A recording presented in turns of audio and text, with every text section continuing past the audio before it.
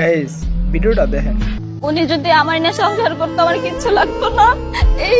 এইখানে যে বসে আছে এইখানে না শুধু আমি অনেকবার আসছি, আমার না ঘন্টার পর ঘন্টা দাঁড়ায় কথা বলছে, প্রতিশ্রুতি দিয়েছে আমি তোমার না সংসার করবো, আমি তোমার ভালোবাসি, সারা জীবন রাখবো। উনি মায়ের কসম পর্যন্ত করছে। কেমনে পারবো আমার এমনি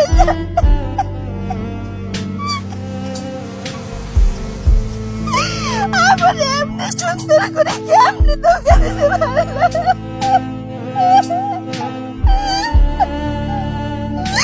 আমি শুনে বাসা যেতে পারি না, আমার দম আটকে আছে, আর টেস্ট আমি দেখতে পারি না।